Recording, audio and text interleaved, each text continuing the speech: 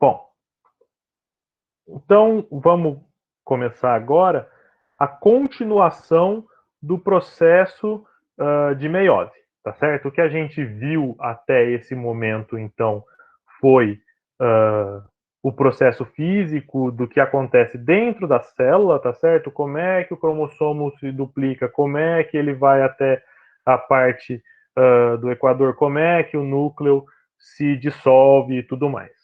E agora a gente vai fazer um passo a mais, que é como que essa célula que agora está haploide vai se diferenciar num espermatozoide ou em um óvulo, tá certo? E depois, como é que é o processo de fecundação e como é que esse embrião vai se implantar no útero, tá bem? E aqui eu queria deixar já para vocês que eu estou assumindo que todo mundo fez a disciplina no semestre passado de fisiologia do sistema reprodutor feminino, tá certo? Eu fiquei muito na dúvida se eu colocava ou não o ciclo de FSH, estrógeno, progesterona, LH e tudo mais, mas eu assumi que vocês já sabem isso e isso está no pacote, tá bem? Vamos lá. Bom, então falando aqui de gametogênese, a gente tem que necessariamente pensar o seguinte, ó, as células que em algum momento vão dar origem aos gametas, elas já são formadas lá na fase embrionária, tá certo? O nome dessas células, a gente chama elas de células germinativas primordiais. Ao longo dos próximos slides eu vou escrever só CGP porque fica muito grande, né? Mas então essas células germinativas primordiais, já na segunda semana de desenvolvimento, você já tem a diferenciação de algumas células que vão ser os futuros gametas, o que vão dar origem aos futuros gametas desse organismo, tá certo? Quando você tiver aí lá pelo oitavo dia, nono dia de desenvolvimento, pós-fertilização, você já tem então a formação dessas células, tá? E inicialmente o embrião ele ainda não tem né, ele não tem as estruturas todas formadas, ele ainda é um aglomeradinho de células. E essas células elas vão inicialmente fazer um processo de migração pelo embrião, e aí quando eu falo migração, é migração física mesmo, tá? A célula vai se locomover por dentro do embrião. E isso vai acontecer com muitas células nesse processo embrionário, né? E então, inicialmente, elas vão se alojar lá na parede da sua vesícula vitelínica, né? Então, vocês aqui já é um embrião maiorzinho, ele já sofreu a gastrulação, ele já tem a notocorda aqui, já tem a região cranial, a região caudal aqui, né? Esse aqui é aquela região, lembra? Lá no ensino médio, vocês viram, né? Vocês se lembram de mórula, blástula, gástrula, neurula, né? Aquela blastocele vai virar aqui essa vesícula vitelínica, e essas células que vão dar origem, então, aos nossos gametas, as células germinativas primordiais, inicialmente elas migram para cá e ficam aqui em repouso até mais ou menos a quarta semana de desenvolvimento. Quando você chegar na quarta semana de desenvolvimento, o que acontece com essas células é que elas começam a migrar novamente, agora para a região que no embrião vai se desenvolver em gônada, né? Se for um embrião geneticamente feminino, vai se desenvolver em um ovário, se for um embrião geneticamente masculino, vai se desenvolver em testículo, né? Então elas demoram aí mais ou menos uma semaninha migrando para chegar lá nessa região. Conforme elas vão migrando, você vai tendo um número muito grande de divisões por mitose. Essas células elas vão se dividindo, vão se dividindo, vão se dividindo até que você tenha um alto número delas quando elas chegam lá no seu lugar de destino. Mas não necessariamente essas mitoses param, tá certo? Elas vão migrar, conforme elas migram, elas se dividem. Chegou lá, elas continuam sofrendo meiose, mitose, tá certo? Até atingir um número X. E aí, uma vez que elas estão na gônada, agora a gente vai ter dois caminhos muito similares, mas que eles acontecem de forma diferente, tá certo? Uma vez na gônada, eles vão entrar no processo que nós chamamos de gametogênese. A primeira metade a gente já viu, que é a meiose, e agora a gente vai trabalhar com a citodiferenciação, né? Que é para a meiose sair daquela cara, por exemplo, globular que ela tem numa célula normal e chegar naquele formatinho alongado que a gente tem no espermatozoide, tá certo? Então, agora aqui a gente vai ter dois caminhos diferentes a depender do sexo do embrião, tá? Vamos começar pela espermatogênese, porque embora ele seja o processo que é um pouquinho mais complexo em termos do que acontece com as células, ele também, porque a célula precisa de muita modificação, né? Começar por ele já deixa a gente um pouquinho mais ligado. Então, o que acontece? Vamos lá. As células germinativas primordiais vão migrando, chegam ali no local que é a cultura, que vai ser onde vai ser a gônada, onde vai ser o testículo, tá certo? E aí, o que acontece? Dentro do testículo, quando o homem passa da puberdade, você vai ter ali o que a gente chama de túbulos seminíferos. Antes da puberdade, esses túbulos eles não são ocos, eles são preenchidos. Então a gente chama eles de cordões seminíferos, tá certo? E elas chegam como células germinativas primordiais, tá certo? E ali elas permanecem nesse estágio até a puberdade, tá? Vai passando, o organismo vai sofrendo todas as suas mudanças. Quando o menino atinge a puberdade, você tem um aumento nos níveis de testosterona no organismo masculino, tá certo? Isso vai gerar o aparecimento das características sexuais secundárias, então os pelos engrossam, a voz engrossa, aparecimento de pelos pubianos e tudo mais, tá certo? E junto com isso, internamente, o que vai acontecer? Esse cordão seminífero, ele começa a se tornar uma coisa oca. Dentro dele vai aparecer um lúmen, ou uma luz, tá certo? Então, se você pegar um cordão seminífero e cortar ele e virar para vocês assim, a partir do momento que ele é um túbulo, ele é um caninho, tá? E se você olhar esse corte no microscópio, é isso que você vai ver, ó. Você vai ter uma membrana basal, que ela é feita de tecido conjuntivo, tá certo? E aí você vai ter essas células, que são as células germinativas primordiais, e um monte de células mais esbranquiçadas, ainda antes da puberdade, que vão ser umas células que a gente chama de células de sustentação. Essas células de sustentação, elas vão, como o próprio nome, elas vão dar subsídios para que essas outras células possam se dividir. Então, aqui você vai achar em livro como célula de Sertoli ou como células de sustentação, tá certo? O que vai acontecer? O metabolismo delas é que vai nutrir essas outras células que estão em divisão. Tudo bem.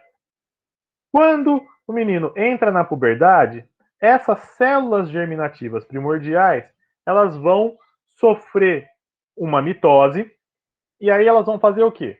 Uma delas permanece como célula germinativa primordial e a outra já sofre uma diferenciação no que a gente vai chamar de espermatogônia do tipo A. Essa espermatogônia do tipo A, lembra, ela se dividiu por mitose, então ela é 2Ns, ela é uma célula diploide, tá certo? Essa espermatogônia do tipo A, ela vai sofrer um certo número de divisões por mitose também.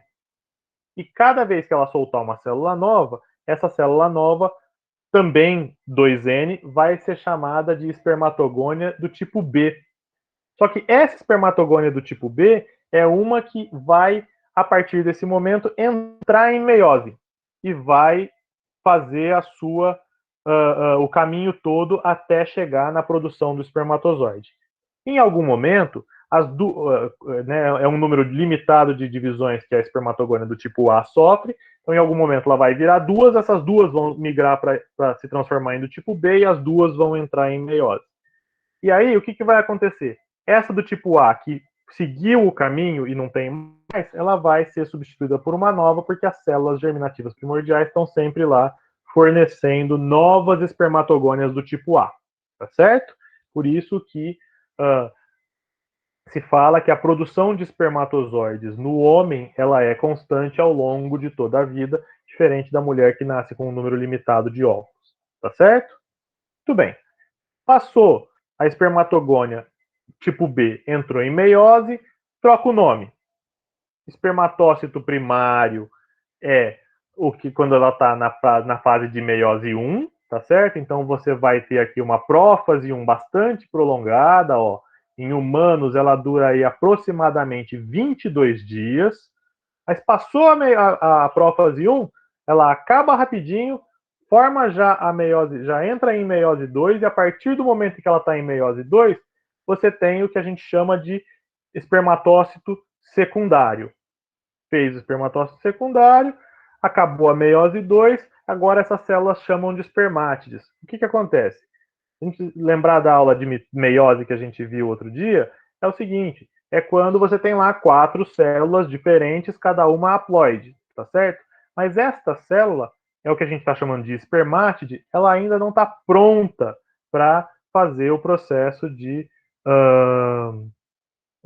tentar a fecundação, tá certo? Para isso, ela precisa passar por uma diferenciação citológica, que nós damos o nome de espermiogênese, tá certo?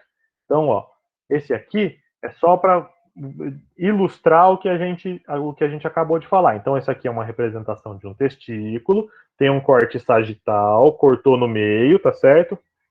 Se você ver, ele tem essa estrutura aqui, esses septos que separam, cada bolsinha dessas aqui é um lóbulo, e você tem todos os microtúbulos ali emaranhados, tá certo?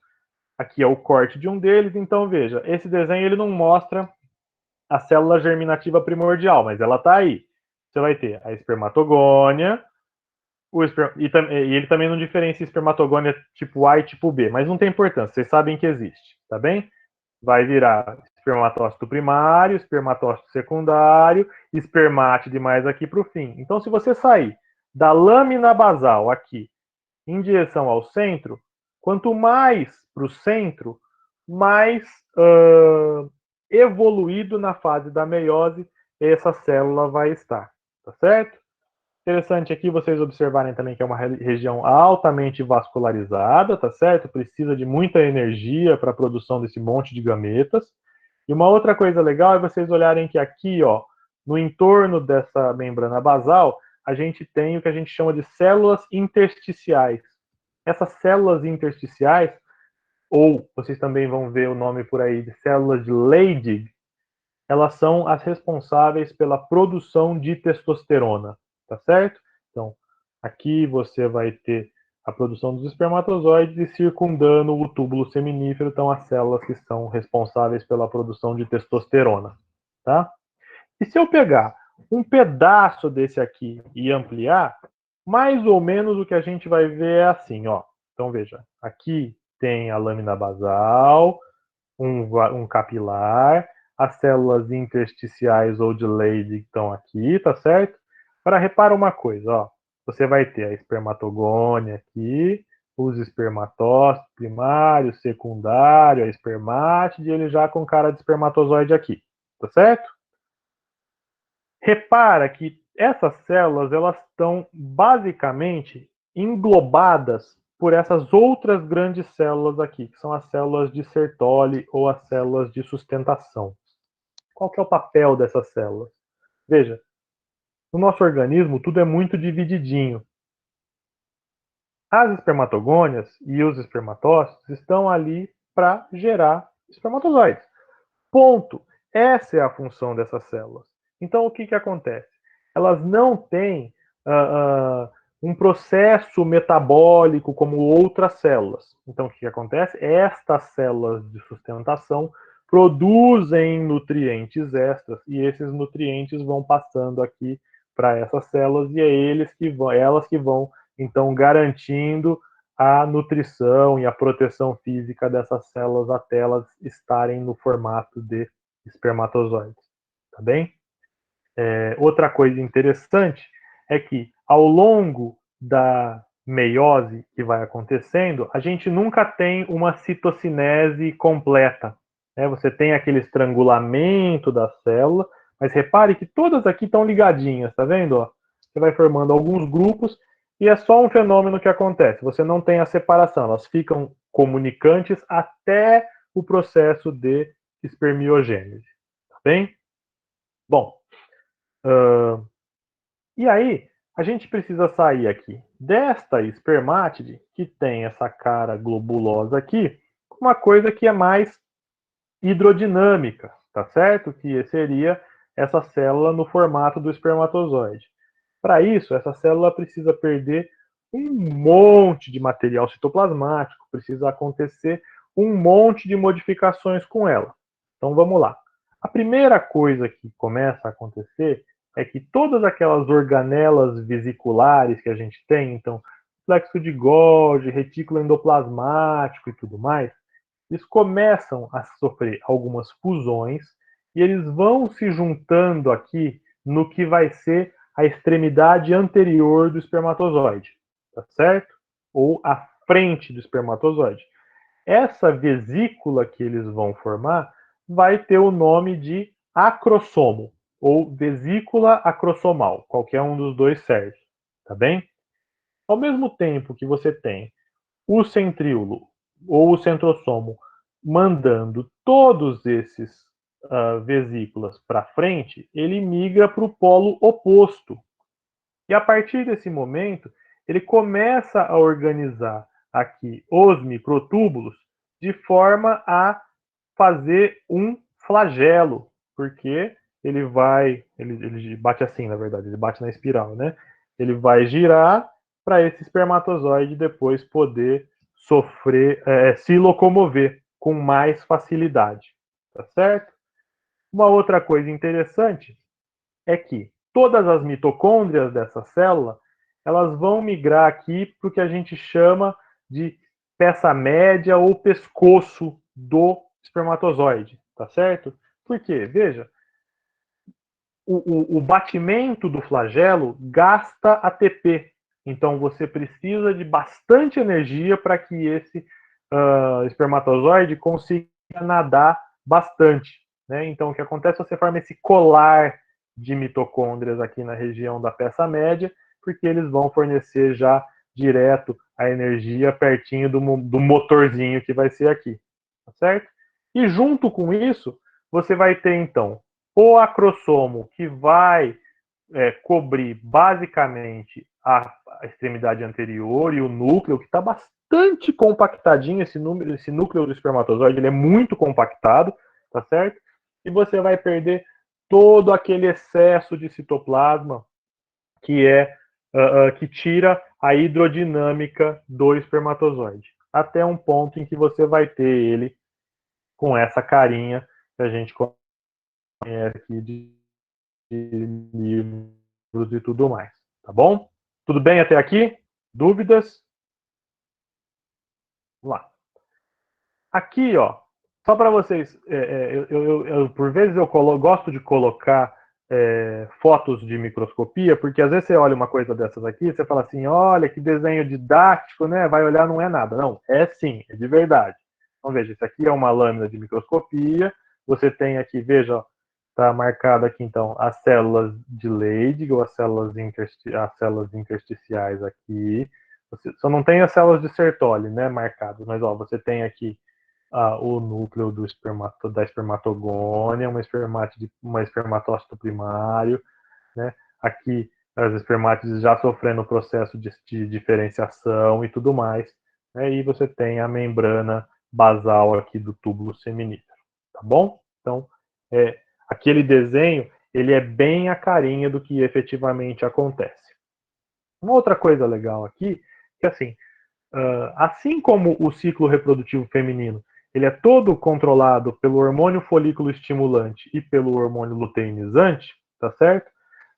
Que por vezes a gente se esquece do papel desses hormônios no organismo masculino, né? Então, mas aqui vai funcionar muito parecido com o que acontece nas mulheres. A diferença é que aqui não tem um ciclo, é só uma liberação direta, tá certo? O que vai acontecer? O hipotálamo vai liberar o hormônio liberador de gonadotrofina, que vai lá na adenopófise e vai fazer também a liberação de FSH e do LH. O LH vai se ligar lá nas nossas células intersticiais e vai estimular a produção de testosterona, tá certo? Essa testosterona, ela vai junto com o hormônio folículo estimulante estimular a espermatogênese. Como que isso funciona? O hormônio folículo estimulante, ele vai se ligar lá nas espermatogônias, vai botar a maquinaria em funcionamento e junto com isso ele vai produzir receptores de testosterona intracelulares ali na espermatogônia.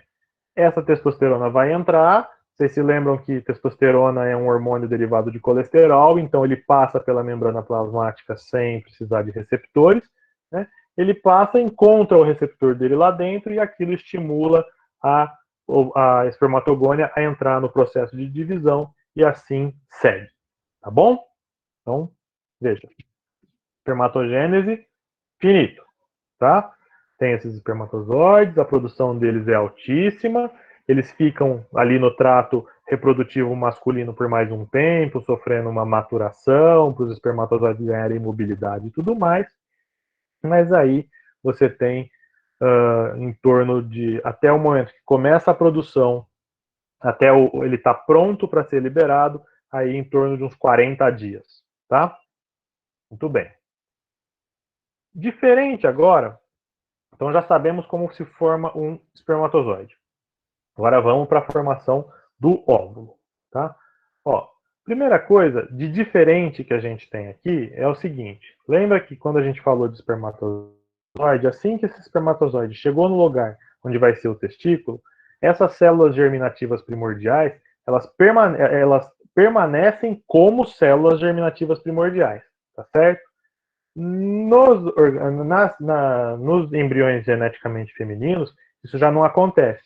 Assim que ela chega no lugar onde vai ser o ovário, ela automaticamente já sofre uma mitose e elas já dão origem às oogônias ou ovogônias, como quiserem, tá certo? Que são células 2N e que são o equivalente às nossas espermatogônias, tá certo? Muito bem.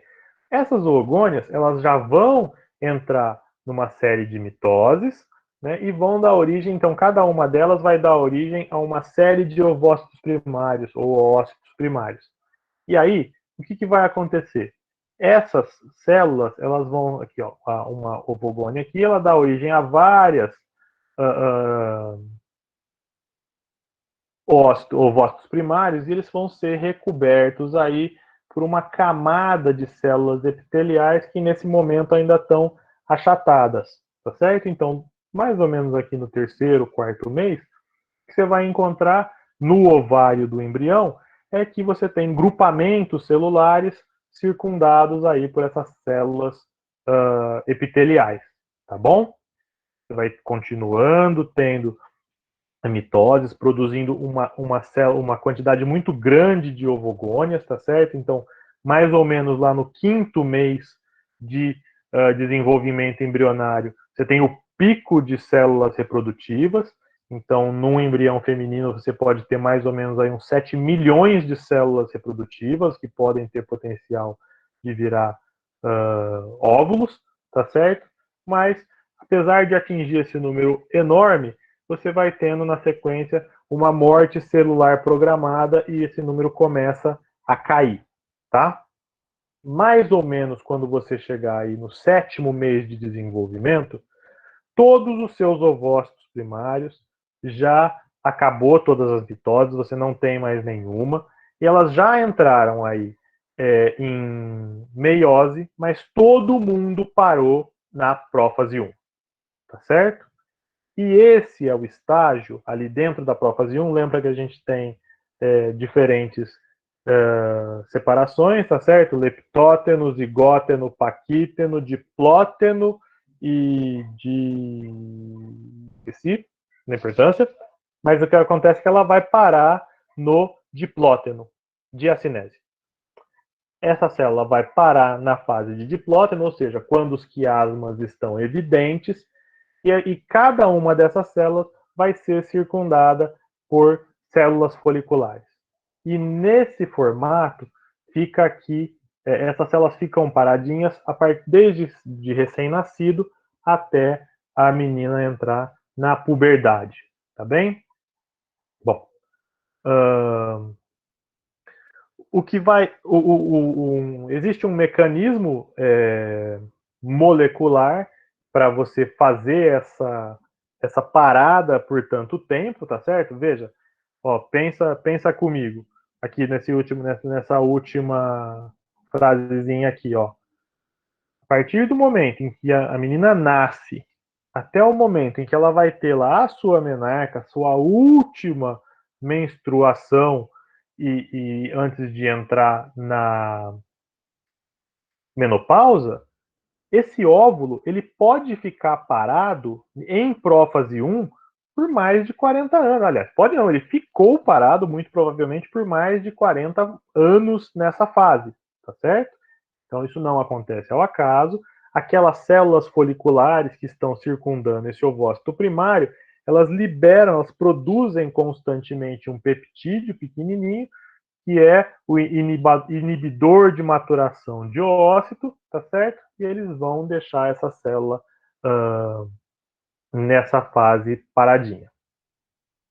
Quando nasce, ao todo, uma mulher, uma menina tem entre 600 e 800 mil ovócitos primários, certo? Divididos ali nos seus 2 ovários, mas ao longo da infância, esses ovários, esses ovócitos, eles vão se tornando atrésicos e vão entrando em apoptose até o momento em que eles desaparecem, tá certo? E aí, até chegar mais ou menos no início da puberdade, daqueles possíveis 800 mil ovócitos que a mulher tinha, agora ela vai ter aí em torno de uns 40 mil, tá? E se você for levar aí toda a vida adulta da mulher a partir do momento da primeira menstruação, ela vai liberar mais entre 400 e 500 aí numa média, tá certo? Existe toda uma discussão sobre esse período de parada do óvulo, né? Tanto vocês sabem melhor que eu isso, mas existe aí um problema com um aumento da chance de você ter crianças com anomalias cromossômicas em mães que são mais velhas, e eles atribuem isso justamente ao fato desses ovócitos estarem parados nessa prófase 1 há tanto tempo sem fazer a disjunção dos cromossomos, tá certo? Mas é todo uma discussão aí. Quando a gente chegar lá na aula de alterações cromossômicas, a gente volta nesse ponto, tá bom? Bem, e aí, gente, ficaram paradinhos ali, vamos chegar agora na puberdade. Então, o que vai acontecer? Na puberdade, a mulher tem todos os seus ciclos reprodutivos mensais, tá certo? O controle hipotalâmico, através do hormônio liberador de gonadotrofinas, e a hipófise, que vai agir na hipófise, e a hipófise que vai liberar o hormônio folículo estimulante e o hormônio luteinizante, que vão agir nos ovários, né? E esses vão estimular lá os seus folículos a produzir primeiro os estrógenos e depois da ovulação a progesterona, certo? Então vamos entrar lá naquele ciclo, relembrem os ciclos, os hormônios que sobem, que descem, mas aí então mais ou menos a cada mês, quando começa então o ciclo reprodutivo feminino, você tem lá o início da menstruação, né? O seu organismo automaticamente entende e já que está tendo a menstruação, a menstruação, automaticamente ele entende que você não vai ter não engravidou e começa a preparar o organismo para um novo ciclo reprodutivo, uma nova tentativa de engravidar, certo? Então, o que acontece? O hipotálamo libera o GNRH, que estimula a hipófise, que libera uma quantidade de hormônio folículo estimulante. Esse hormônio folículo estimulante vai agir lá no seu ovário, e onde ele vai aí estimular mais ou menos de 15 a 20 folículos, e folículos primordiais aqui nós estamos chamando aquele ovócito primário, circundado pelas células achatadas, tá certo? As células epiteliais achatadas, vão começar aí um desenvolvimento, né? E desses 15 a 20, somente um deles, e normalmente, né? Na enorme maioria das vezes, um deles continua o ciclo e os outros se morrem e degeneram, tá certo? Mas para esses que vão sendo estimulados e começam aí ao seu desenvolvimento, eles começam a passar por algumas mudanças morfológicas. Então, a primeira delas é que essas células aqui epiteliais achatadas, elas automaticamente começam um formato cuboide, tá certo? Ajudam aqui, iniciam a secreção da zona pelúcida, aqui envolvendo o ovócito primário. Essa zona pelúcida vai durar até quase lá na implantação do embrião no útero, tá certo? E essas células foliculares aqui, além de irem se multiplicando, elas também vão iniciando a produção dos estrógenos que vão agir lá na preparação do útero, tá certo? Tudo bem. A partir do momento em que você tem esse aumento no número das células aqui e o folículo vai se desenvolvendo, a gente passa a chamá-lo de folículo primário, tá? Novamente, você vai tendo aqui agora o acúmulo de um líquido, primeiro num espaço intercelular, que ele vai se tornando coalescente depois, e você vai ter a abertura desse antro, tá? E até o momento em que você vai ter, então, esse seu, que era uma célula circundada de algumas células epiteliais, agora você tem uma enorme estrutura que está cheia de líquido aqui, tem estruturas de tecido interna e externa aqui de tecido conjuntivo. Você tem todas aquelas células foliculares que se multiplicaram aqui.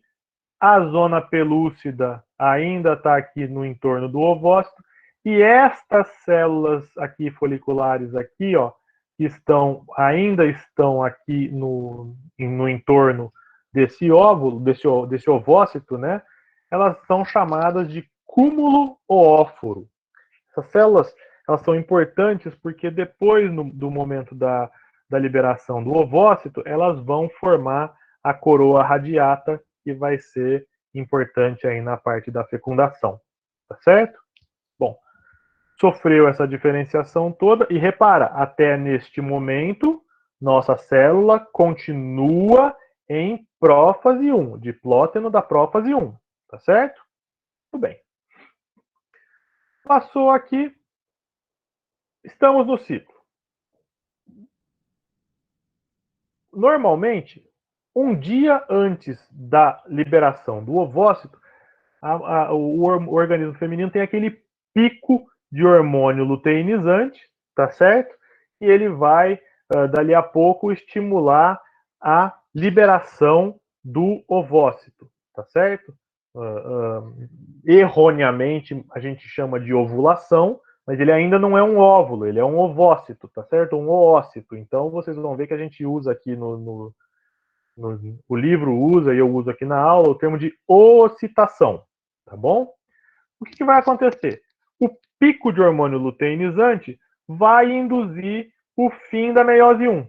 Então, a meiose 1 vai acontecer, né? Você tem a separação, e aí você vai formar duas células, mas de tamanho muito desigual.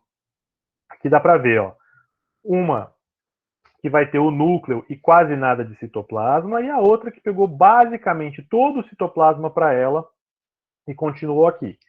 Esse material genético destas células, ele está duplicado. tá certo? Então você tem lá, a célula já é haploide, cada uma tem 23 cromossomos, mas cada cromossomo ainda está duplicado. A célula entra, começa a meiose 2, mas ela para na metáfase. E assim ela vai ficar parada até o momento da fecundação. Se você tiver a fecundação desse ovócito, ele termina a meiose 2, se transforma em óvulo e aí ocorre a fusão dos núcleos. Se não houver a fecundação do ovócito, mais ou menos 24 horas após a ocitação, ele começa já a se degenerar. Tá bem? Em termos temporais, entre o pico do hormônio luteinizante, que é o que estimula você ter que acontece mais ou menos um dia aí antes da liberação do ovócito, e o fim e a meiose 2 parar na metáfase, você vai ter aí umas 20 horas, mais ou menos, tá? Então, mais ou menos umas 3 horas antes da liberação do ovócito, esse processo todo já aconteceu e você está parado nesta fase aqui, ó. Um corpúsculo polar em metáfase da meiose 2, bem que isso aqui, esse desenho não é metáfase, é uma anáfase, mas está tudo certo, e o outro aqui também em metáfase da meiose 2, tá certo? Tudo bem. O que vai acontecer? Essa alta concentração de hormônio luteinizante vai aumentar a atividade de uma colagenase na região do ovário. Isso vai digerir as fibras de colágeno que cercam ali o folículo. Nesse momento aqui, ó, em que o folículo vesicular já está maduro, ele pode ter aí até 25 milímetros de tamanho, um negocião enorme, tá certo? Então você digere as fibras de colágeno e aí junto com os níveis de prostaglandina muito altos, isso vai causar contrações na parede do ovário. Você já digeriu o colágeno, está aqui, até que esse negócio se rompe e você libera esse ovócito. Junto com o ovócito, vai o quê? Vai o ovócito, aquela camada de glicoproteína, que é a zona pelúcida, e as células do cúmulo oóforo, tá certo? Isso aqui, então, é a liberação, sendo que estas células do cúmulo oóforo vão formar uma proteção de células no entorno do ovócito, chamada coroa radiata. Vocês também vão ver corona radiata. Tanto faz. É aquela história de muitos nomes da mesma coisa para a mesma coisa na biologia. Tá certo? Agora você tem dois caminhos. O que vai acontecer com esse ovócito e outro, o que vai acontecer com todas essas células aqui que eram o seu antigo folículo, tá certo? O que sobra lá, ele vai sofrer você vai ter ali uma vascularização dessa estrutura, tá certo? Elas vão desenvolver um pigmento mais ou menos amarelado, e aí essa estrutura passa a ganhar o nome de corpo lúteo. Lúteo vem lá do latim de amarelo, tá certo? É um corpo amarelo. Então, aí o corpo lúteo que vai, né, ter aqui, e ele depois vai assumir, num primeiro momento, caso a mulher engravide, a produção aí de progesterona para primeiro, né, ele produz progesterona para preparar a parede uterina para a implantação do embrião, e se tem a implantação do embrião, é ele que inicialmente mantém os níveis de estrógeno e progesterona alto para manter esse bebê implantado, tá certo?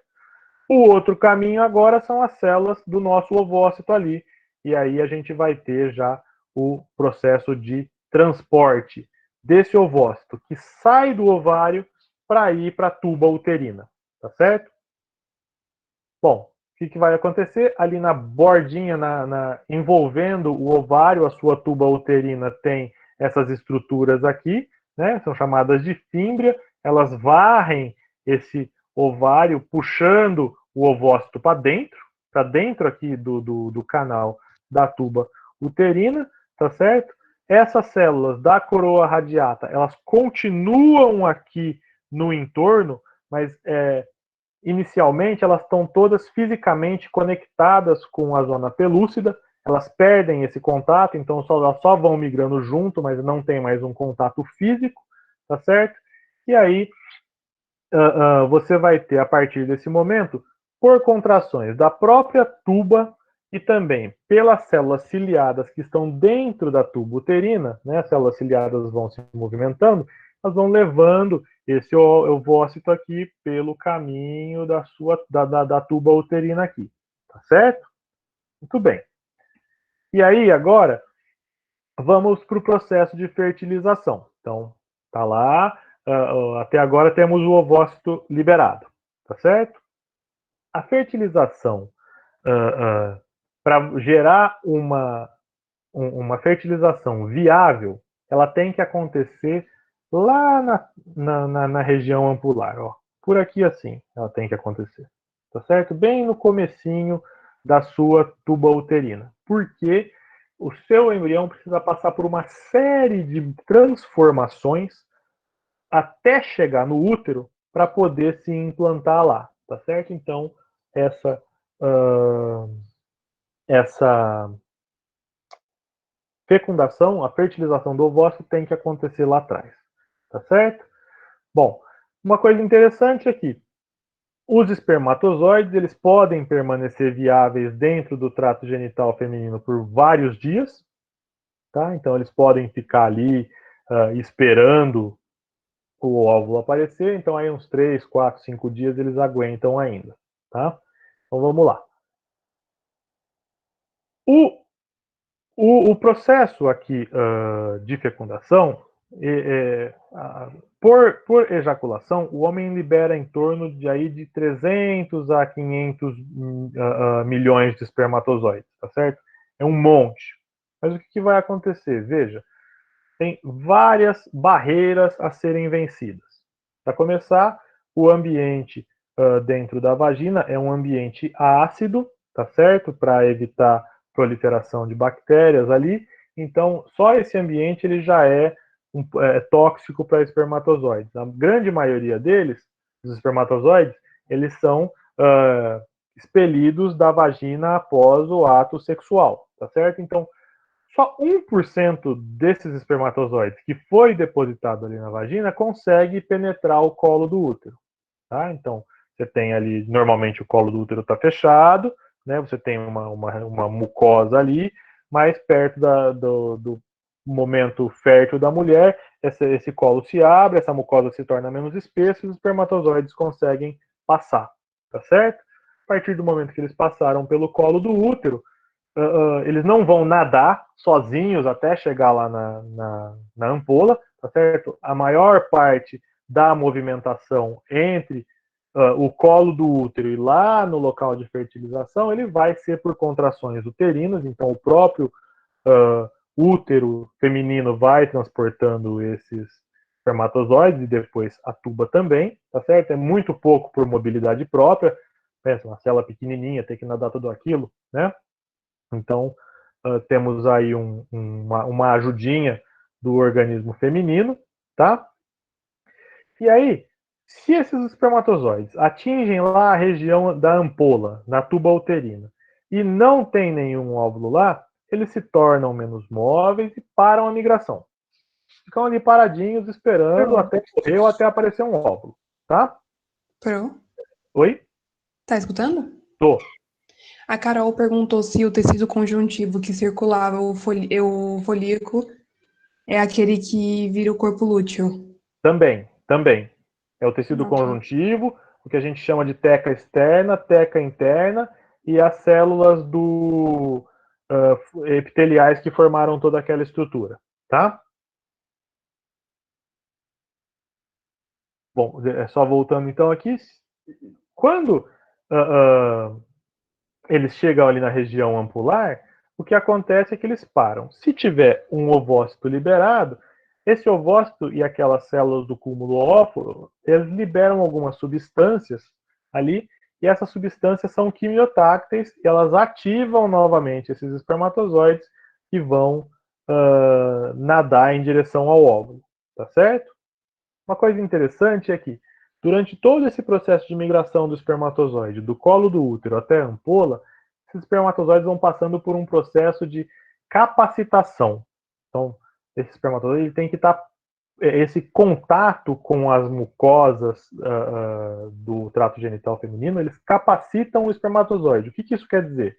Você tira uma camada superficial que tem ali no acrossomo de glicoproteínas, também algumas proteínas plasmáticas, para esse acrossomo ficar mais exposto, tá certo?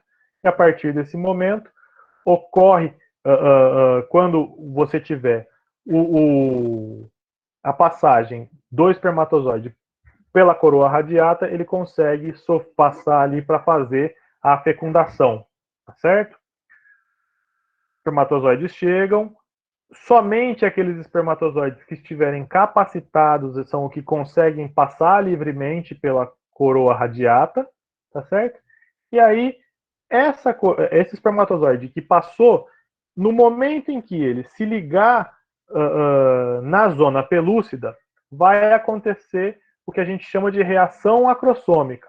Você tem proteínas de superfície ali no acrossomo, você tem outras proteínas na zona pelúcida, esses vão se ligar, esse acrossomo ele é cheio de enzimas digestivas e vai facilitar a penetração do espermatozoide na zona pelúcida. A partir do momento que o primeiro espermatozoide passou, você tem na membrana plasmática do seu ovócito a liberação de várias enzimas lisossomais e elas vão mudar a consistência da zona pelúcida, tá certo? E não vão permitir que mais nenhum espermatozoide passe por ali. Então, um entrou, acabou a brincadeira. Isso garante que somente um espermatozoide fecunde aquele óvulo, tá certo? Então, como é que vai acontecer aqui? Veja, essa fase ela tem três fases, né? A fertilização. A primeira delas, então, o espermatozoide já capacitado simplesmente migra aqui entre as células da coroa radiata. Eu vou colocar para vocês um link do YouTube com um vídeo muito legal também, que conta o processo direitinho, com uma animação. Esse espermatozoide liga aqui o acrossomo na zona pelúcida, tem a liberação das enzimas digestivas, ele consegue penetrar. E o último passo é uma fusão entre a membrana plasmática do ovócito e a membrana plasmática do espermatozoide, sendo que aí vai entrar o núcleo e a cauda com o pescoço, tá certo? Muito bem. Vamos lá, só detalhando as três fases. Fase 1, que é a penetração da coroa radiata. Esse é só uma barreira para saber se o espermatozoide está capacitado, tá certo? Espermatozoides não capacitados não penetram ali na coroa radiata. Só os que já estão prontos para se fundir ali na zona pelúcida, tá certo? Então veja, daqueles 300 milhões de óvulos liberados, mais ou menos de 300 a 500 é que vão chegar no óvulo só, tá?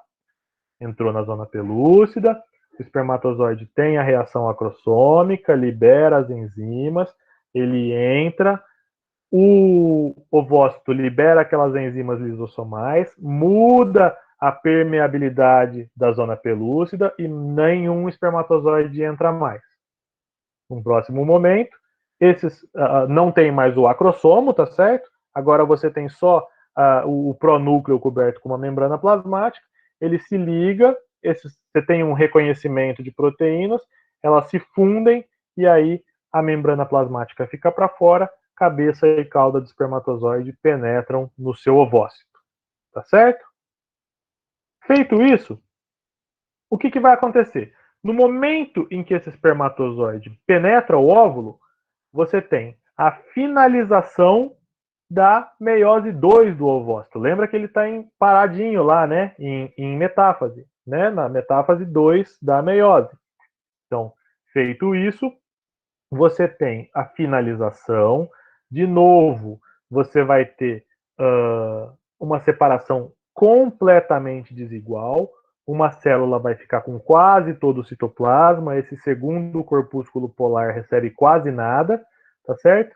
E aquela outro corpúsculo polar pode ou não sofrer outra divisão. Nem sempre isso acontece, mas eles vão ser descartados depois, tá certo? Bom, junto com a finalização da meiose 2, ali, você tem também uma ativação metabólica do óvulo, tá? O espermatozoide deve carregar ali algum tipo de fator de ativação, e no momento que ele entrar, ele ativa a célula, porque agora ela deixa de ser essa célula que estava dormindo em berço esplêndido há tantos anos, né? E vai ter que começar a funcionar. E aí o que vai acontecer? No momento em que esse espermatozoide entrou, aquele núcleo dele se separa da cauda e do pescoço e ele começa a. Ele é super compactado, lembra? Ele começa a se inchar, a aumentar de tamanho, e o núcleo feminino também começa aqui a se inchar. Nesse momento, os dois são morfologicamente indistinguíveis. Você não consegue mais dizer o que é um e o que é outro. Tá vendo? Veja, então aqui ó, você tem um pronúcleo aqui, outro pronúcleo aqui. O pronúcleo feminino com 23 cromossomos, obrigatoriamente com 22 autossômicos mais um cromossomo X, e um pronúcleo masculino com 22 autossomos, e aí pode ser um X ou um Y, a depender do que foi que fecundou ali. Tá certo? Feito isso, o que vai acontecer? Quando eles entrarem em contato, os envelopes nucleares vão se dissolver. Então você não tem mais o núcleo. E aí o que acontece? Você duplica esses cromossomos, os 23 da mãe duplicam, os 23 do pai duplicam, e essa célula automaticamente entra numa mitose. Puxa 46 para um lado, puxa 46 para o outro e entra no nosso estágio aqui embrionário já com duas células. Tá certo? E eis aí a nossa fertilização. A partir daqui, aliás, aqui é a fertilização. A partir daqui, ele já vai entrar no processo que a gente chama de clivagem, que é o fato dessas células começarem a se dividir, tá certo? O que vai acontecer aqui? Vamos lá. Esse aqui é o link, tá? Ó, não vou passar agora, mas vocês cliquem depois no PowerPoint que eu vou colocar lá no E-Disciplinas e vocês assistam. Esse é o link para vocês verem tudo isso que eu falei em sei lá quantos minutos até agora, numa animação de 6 minutos. Muito mais eficiente que a minha. Tá? Bom, e aí ele vai entrar num estágio que a gente chama de clivagem, ou seja, essas células elas vão começar a se dividir. Né? Então você tem o estágio de 2, passa para 4, passa para 8, e cada uma dessas células, dessas divisões, vai dobrando o número de células, só que aqui ela não faz ainda como uma célula normal, lembra que ela cresce e divide em duas do mesmo tamanho. Você tem uma célula grandona, elas vão dividindo em células cada vez menores, que a gente vai chamar de blastômero, tá? E aí, no estágio de 8 células, acontece uma coisa interessante, que é muito importante para o desenvolvimento do embrião. O que vai acontecer? Veja, até aqui o estágio de 8 células, tá vendo? Elas parecem um aglomeradinho de células. São 8 células que estão ali juntinhas. Mas nesse momento, você vai sofrer aqui. Elas ainda estão envoltas pela zona pelúcida, tá certo? Elas vão sofrer uma modificação aqui, em que elas vão ficar muito fortemente ligadas entre si. Vai aparecer um monte de junções oclusivas entre elas e elas vão formar uma massa de células, tá certo? Tanto com 8 quanto com 16 células aqui. Só que o que isso vai gerar de diferente? Veja, nesse momento, ó, pensa aqui, essas duas células. Com quem que elas têm contato? Uma com a outra e com a zona pelúcida. E essa daqui? Uma com a outra e com a zona pelúcida.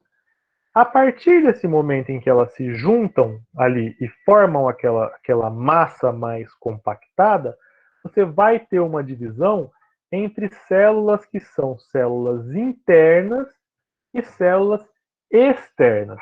E aí repara, estas células aqui, ó, elas só têm contato entre elas. E essas aqui têm contato com as células internas e com as células externas. E essa diferença entre os estímulos que elas recebem ao longo do desenvolvimento vai ser crucial, essas diferenças vão ser cruciais para o destino dessas células, tá certo?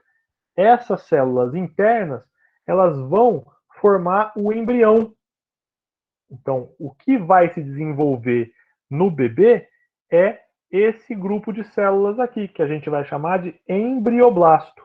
E estas células externas aqui, que nós vamos dar o nome de trofoblasto, mais tarde elas vão contribuir para a formação da placenta, tá certo? Então aqui você já começa a ter uma diferença, tá? Quando você está nesse estágio aí com 8, 16, 32 células, ele ainda é uma coisa mais ou menos disforme, tá certo? Parece aí uma amora, e o pessoal dá o nome dele de mórula, estágio de mórula, tá certo? Mas, de novo, é só mais um nome para uma coisinha que, se você entender que é um aglomeradinho de células, para mim já está de bom tamanho, tá? Bom, vem aqui a mórula, e aí o que, que vai acontecer? Mais ou menos aí, lá pelo quarto dia pós-fecundação, você vai ter que essa mórula, ela começa a adentrar a cavidade uterina. Ela sai da tuba e entra na cavidade uterina. E o que, que vai acontecer? Nesse momento, você vai ter ali um fluido, ele começa a penetrar no embrião, tá certo? E de novo ele vai criando um espaço intercelular, a grosso modo mais ou menos com o antro que a gente tinha lá no óvulo, tá certo? Ele cria aqui um espaço que vai ser chamada de blastocele, tá certo? Este embrião, neste momento, ele está no estágio de blástula. E aí você vai ter o quê? Lembra daquelas células internas e daquelas células externas? As células internas estão aqui ainda e são chamadas de embrioblasto. Vão dar origem ao embrião. E as células externas aqui, ó, vão dar origem, em parte, à placenta. Isso aqui vai dar origem depois aqui. Essa cavidade vai ser o seu saco vitelínico do embrião depois. Tá certo? Mais ou menos aí, lá ao redor do sexto dia após a fecundação, a zona pelúcida desaparece e esse blastocisto aqui, né, ele vai fazer o quê?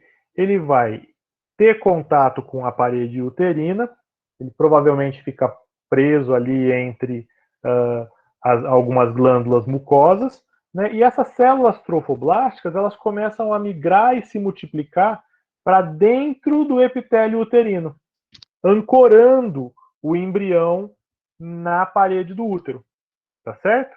E aí, esse é o processo já de implantação. Ó, isso aqui é uma fotografia microscópica de um blastocisto, tá vendo? Então, aqui o embrioblasto, aqui o que vai ser a placenta e aqui o que vai ser o saco vitelínico do embrião, tá?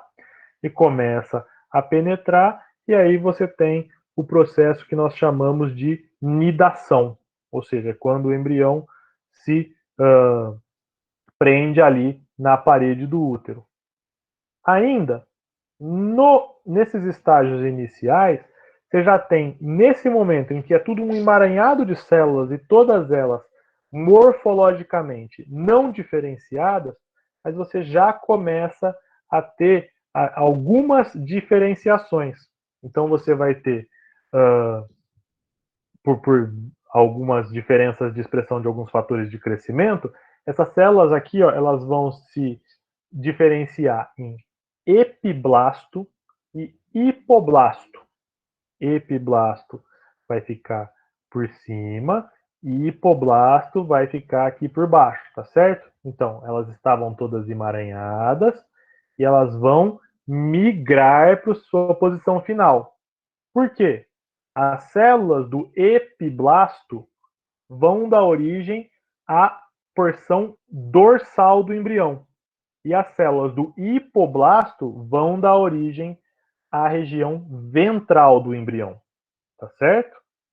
E mais que então, nesse momento, a gente já tem a definição do eixo dorso-ventral do corpo, do que vai ser o corpo, tá certo? E mais que isso, você tem em algumas células a supressão de alguns genes, tá? No livro ele fala direitinho quais são os nomes desses genes, não cabe aqui a gente entrar, mas a supressão desses genes vai determinar o que a gente chama de endoderma visceral anterior. Então, esses genes não expressos, eles vão determinar a região que vai ser o futuro crânio do embrião, a futura região da cabeça.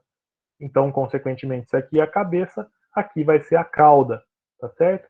Então, veja, até o 6º dia, a gente já tem todo esse processo acontecendo, inclusive a diferenciação do que é costas, da região dorsal, da região ventral, da região cranial e da região caudal do nosso embrião. Certo? Tudo isso acontecendo neste caminhozinho migratório.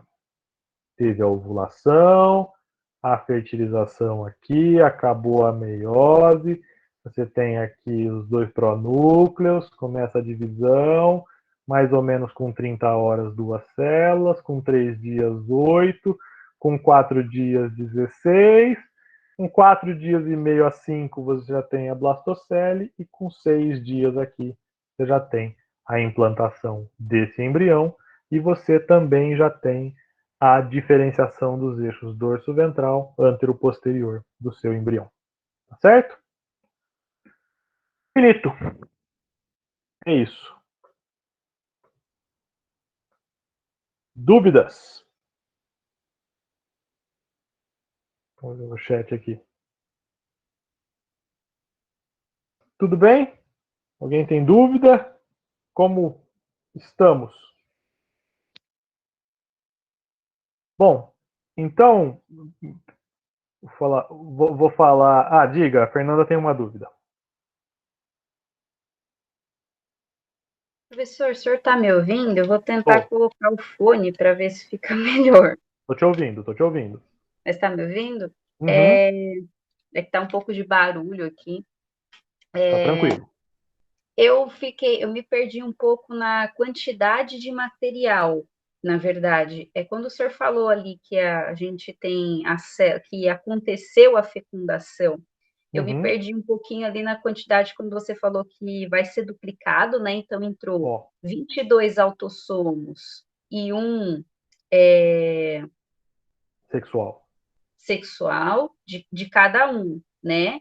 Aí, enfim, entrou, só que aí eu não entendi direito nesse momento que você falou, duplicou, aí ali eu me perdi um pouco na quantidade mesmo. Tá bom. Então, veja, no momento em que você tem a penetração do espermatozoide ali, você tem o restabelecimento dos 2 pronúcleos, que a membrana desaparece dos 2, você tem nesse momento o restabelecimento de uma célula com 46 cromossomos, tá certo? Ok. Nesse momento, o que vai acontecer? Esses 46 cromossomos eles vão se duplicar e aí você vai ter uma mitose normal. Vai 46 para cada lado e aí você vai, vida que segue, do desenvolvimento do embrião. Ah, entendi. Então vai acontecer digamos assim, uma fusão, aí depois, a hora que ele duplicar, digamos assim, é outra célula, né, que a gente está falando. Isso, a partir do momento em que você tem a junção, o zigoto está pronto. Okay. A função do zigoto agora é se duplicar. Então ele vai passando mitose, mitose, mitose, mitose, mitose. É isso que ele faz da vida. Ah, então tá bom. Não era só isso. Eu me perdi porque a impressão que eu tive é que, tipo, ia duplicar na mesma. Eu falei, mas... Aí, não, é só... Não, ele vai, tá? E aí vai formar uma outra celulinha. Entendi. Isso. Aí já vira 2 e aí a partir das 2 aí entra no ciclo normal, tá? Ah, então tá bom. Obrigada. Imagina. Aí tem uma dúvida da Caroline aqui no chat, dizendo que ficou um pouco confusa na parte que vai virar crânio. É assim, ó. Daquelas células que vão virar hipoblasto, tá certo?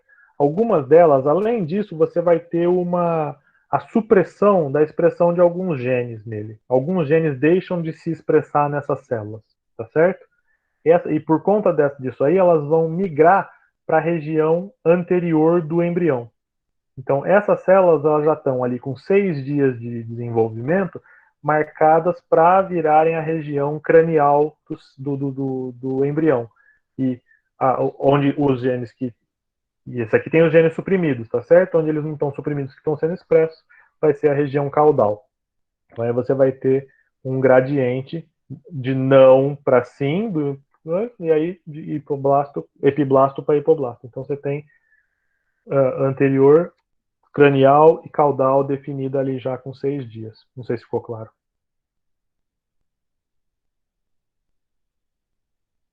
Então tá. Mais dúvidas? Bom, então vamos fazer o seguinte, ó, pessoal. Eu vou baixar aqui o vídeo, vou subir no YouTube e vamos fazer como a gente fez na aula passada. Vou botar lá o PowerPoint com o número do slide, vou abrir um formulário de dúvidas e vocês marquem lá. Pode escrever a dúvida, pode marcar o slide, tanto faz. Acho que funcionou bem no começo da aula aquele esqueminha. Tá bom? Então, pessoal, acho que é isso. Obrigado para quem ficou até agora e vão descansar. Bom final de semana. Semana que vem a gente volta com segunda e terceira semanas de desenvolvimento, que é um negócio muito legal. Agora começa a criar cara de embrião. Tchau, prof. Obrigada. Até mais, Tchau, gente. Pro. Obrigada, viu? Tchau, tchau. Bom descanso. Tchau, professor. Obrigada.